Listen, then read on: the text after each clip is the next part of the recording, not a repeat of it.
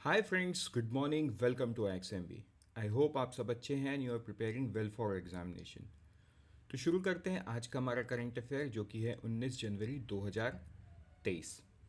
So before I begin let me remind you revision is very important and I hope you are doing it by downloading BPDR, by downloading this lecture so that you can revise it जब भी आपको revision की ज़रूरत पड़े। So friends, शुरू करते हैं सबसे पहला न्यूज़ से, that is G20 health track. तो देखो, ऐसा न्यूज़ आपको थोड़ा सा कंफ्यूज करेगा। क्यों?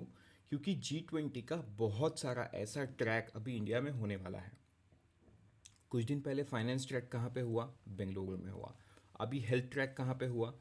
ये हुआ तिरुवनंतपुरम, केरला में हुआ। तो हेल्थ ट्रैक में कौन मिनिस्टर्स शामिल थे, मतलब किन्होंने एड्रेस किया?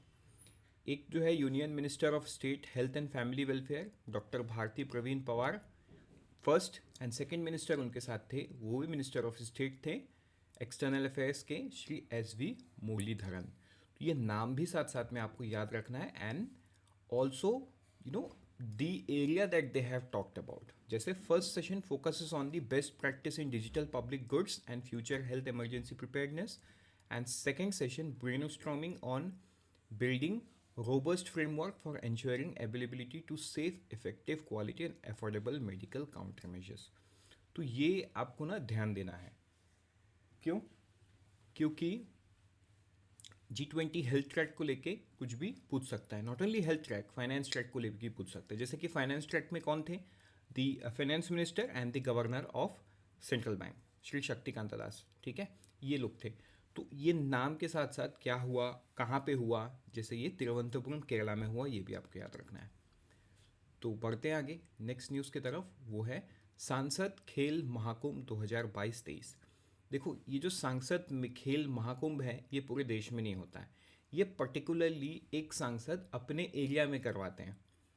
सो सांसद खेल Mahakumbh has been organised in Basti district by Shri Harish Dwivedi, member of parliament for Basti since 2021।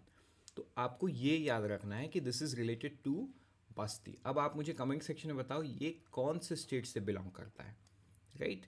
मतलब सी आपको भी कुछ सोचना पड़ेगा, राइट? और ये जो खेल महाकुंभ है, ये सिर्फ एक दो खेल नहीं होता, almost every type of games. Apart from that, ऐसे कंपटीशन, पेंटिंग्स, रंगोली, मतलब जो स्कूल लेवल पे छोटे बच्चों के लिए होता है वो सारा भी होता है। So this is something that this particular member of parliament is doing since 2021। सो बढ़ते हैं आगे नेक्स्ट न्यूज़ की तरफ, वो है अदानी ग्रुप FPO। तो आपने IPO सुना होगा ना? IPO, इनिशियल पब्लिक ऑफर, जैसे कि नाम ही सजेस्ट कर रहा है, इट्स इनिशियल पब्लिक ऑफर। मतलब जब एक कंपनी पहला बार अपना स्टेक डाइल्यूट करके कैपिटल मार्केट में आते हैं पैसा उठाने, मतलब प्राइमरी मार्केट में आते हैं, तो उसको बोला जाता है IPO। ये पैसा किससे उठाते हैं? ये पैसा रिटेल इन्वेस्टर से उठाते हैं, आपसे, मेरे से, राइट? तो FPO का मतलब ये है कि वो कंपनी पहली बार नहीं आ रहा है। FPO मतलब फॉलो ऑन पब्लिक ऑफरिंग। वो IPO के बाद ये फिर से फॉलो कर रहे हैं, मतलब now the company is ready to dilute again a percentage of their equity in against of the money that they want to raise from general public। ठीक है, तो ये कितना है? ₹20,000 का FPO है। एंड कौन लेके आ रहा है? Adani enterprise, AEL। देखो, अदानी एंटरप्राइज के अंडर में बहुत सारा कंपनी है, राइट? एंड कुछ कंपनी ऐसे भी हैं जो लिस्टेड है, बट जो मेन कंपनी है Adani enterprise, this is the flagship company of ports to energy conglomerate of Adani group. Adani group का ये सबसे बड़ा एंड मेन कंपनी है। तो ये लेके आ रहे हैं FPO 20,000 करोड़ का। And what breakup they have given? Breakup उन्होंने बोला है कि 11,000 करोड़ इन कैपिटल एक्सपेंडिचर करने वाले हैं towards green hydrogen and airport projects. और जो 4,100 करोड़ है ये debt of road, airport and solar project the company side in its prospectus. मतलब यहाँ पे भी वही प्रोस्पेक्टस का प्रोसेस रहता है जिसमें उन्होंने डिस्क्लोज किया कि ये जो अमाउंट उठाने वाले इस अमाउंट का वो करेंगे क्या, राइट?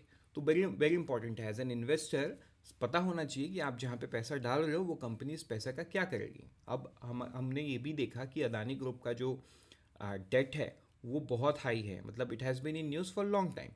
लेकिन हाँ, वो हमारे एग्ज़ाम के लिए बहुत ज़्यादा इंपॉर्टेंट नहीं है, so let us not bring that thing here.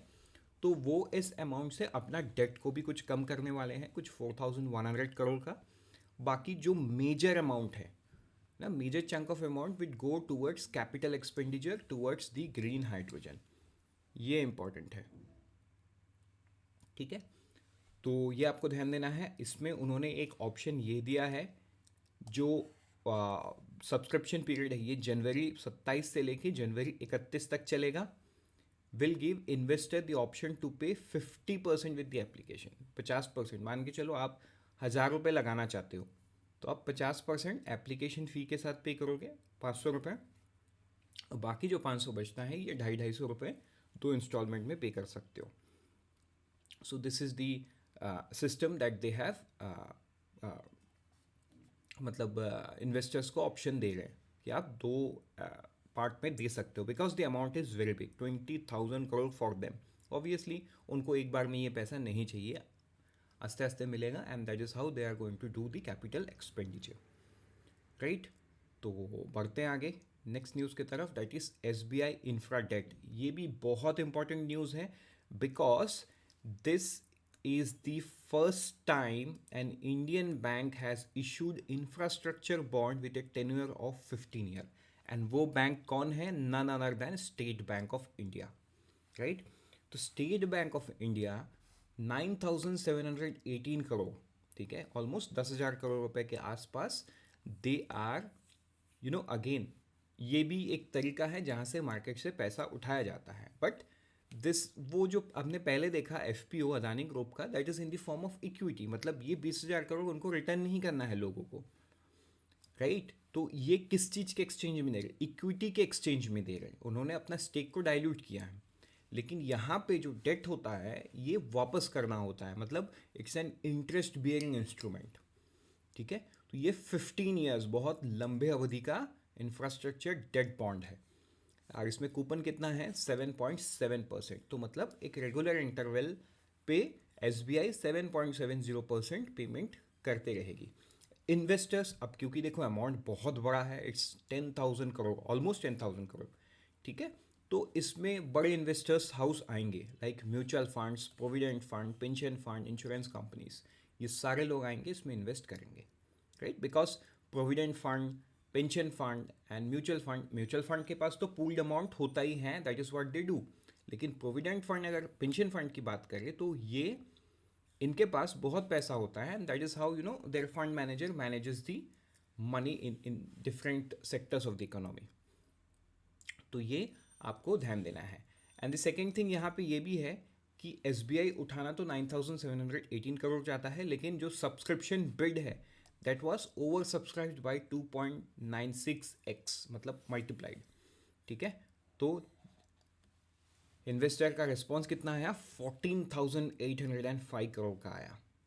So that is how they have actually, मतलब ये है SBI का image, that is how they are doing business, कि जहाँ पे वो 10,000 करोड़ का बॉन्ड लेके आते हैं तो लोग 15,000 करोड़ का बिड कर देते हैं।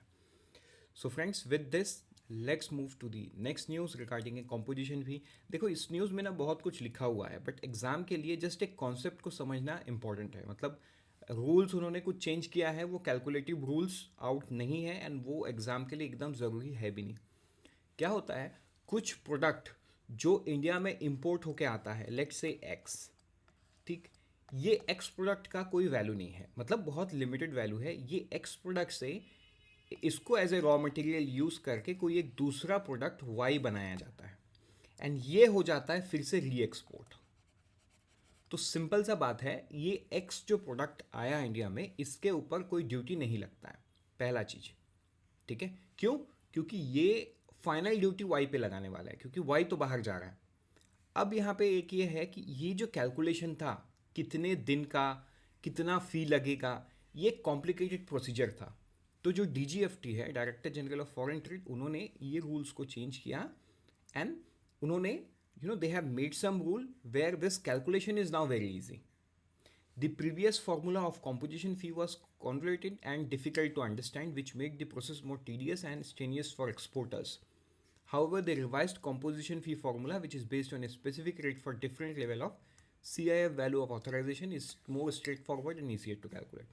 अब ये मामला पूरा इजी हो गया. तो इसमें सिर्फ यही समझना है कि ये काम करने वाला कौन है. ये करने वाला है DGFT. किस चीज़ में इन्होंने सिंप्लीफिकेशन किया? Composition fee for export obligation extension under advance authorisation scheme. Advance authorisation किसको बोलते हैं? जो मैंने आपको बताया. मतलब ये एक्स प्रोडक्ट जब इंडिया में आता है और उसके बाद उसको यूज़ करके एक वाई प्रोडक्ट को बनाया जाता है, एंड वो वाई प्रोडक्ट डोमेस्टिक मार्केट में नहीं बिकता है, वो सीधा सीधा एक्सपोर्ट होता है. मतलब उसको बेचना ही नहीं है डोमेस्टिकली. तो ये होता है एडवांस ऑथराइजेशन स्कीम. मतलब ऑथराइजेशन मतलब क्या? एक्स पे कोई टैक्स मतलब ड्यूटी नहीं लगेगा. That is the authorisation, right? So ये था news. With this let's move to the next news, that is regarding a commentary by Ernst and Young. तो देखो ये एक प्राइवेट ये है, मतलब इस बहुत ज़्यादा एग्जाम के लिए इंपॉर्टेंट नहीं है, but since this was done in the sidelines of world economic forum eight Davos, ये थोड़ा सा इंपॉर्टेंस होल्ड करता है. देखो ये भी जो बोल रहे हैं ना कोई, मतलब this is not something new, this is in line with what IMF has already said. IMF भी 2047 के आसपास का, मतलब 2047 का टाइम बताया है जहाँ पे इंडियन इकोनॉमी 25 ट्रिलियन, मतलब आज US डॉलर, मतलब US की इकोनॉमी जहाँ पे खड़ी है वहाँ तक पहुँच जाएगा 2047 में. सो अर्नेस्ट यंग भी सेम चीज़ बोल रहा है कि वो बोल रहा है 2027-28 जो कि IMF के साथ मैच करता है, इंडियन इकोनॉमी 5 ट्रिलियन होगा. 35-36 में ये 10 ट्रिलियन होगा. 2045 में ये 20 ट्रिलियन होगा. एंड 2048 मतलब जिस साल हम आज़ादी का 100 साल मनाएंगे तब ये 26 ट्रिलियन के आसपास का होगा, राइट? तो उनका जो रिपोर्ट है, रिपोर्ट का नाम क्या है? इंडिया एट द रेट 100, जहाँ पे उन्होंने बताया कि realising the potential of a 26 trillion economy, India is most likely to overtake Germany, Japan to become the third largest economy after China and US by 2030. तो ये तो 2030 तक ही हम अचीव कर लेंगे, जहाँ पे जर्मनी, जापान को हम ओवरटेक करके we would become the third largest economy by 2030. But ये जो थर्ड लार्जेस्ट इकोनॉमी से एक बहुत लार्ज इकोनॉमी बनना is will take time till 2047. कुछ और 20 साल लग जाएंगे to go to that level where US economy आज है. लेकिन ये भी बात है कि US इकोनॉमी तब तक और बड़ा हो जाएगा, probably it will double it size to $50 trillion, right? So yes, with this let's move to the next news, that is regarding a mapping tool, and this is the last news. देखो यहाँ पे एक छोटा सा चीज़ ही आपको याद रखना होगा, IRIS इंडिया, ERIS, राइट? तो ये एक मैपिंग सॉल्यूशन फर्म है. This is an US based firm. इन्होंने इंडिया में कुछ कॉर्पोरेट्स एंड जो पॉलिसी मेकर्स है, गवर्नमेंटल एंड नॉन गवर्नमेंटल, दोनों के साथ they have signed the contract, because इनका जो मैपिंग टूल है ये बहुत ही data driven and research driven tools है. And using that maps the policy maker can create and develop various indicators on map, and map के through they can decide things faster, चाहे वो disaster management के लिए हो, health care के लिए हो, लास्ट माइल डिलीवरी के लिए हो, या किसी भी चीज़ के लिए हो, राइट? सो आपको याद रखना है IRIS India, it's not an Indian company, it's an US based company. With this, we are done for the day. Let's meet tomorrow morning once again. Till then, unfold your potential and all the best for all the exams that you're preparing. And always remember, IXMB helps you prepare 50% faster.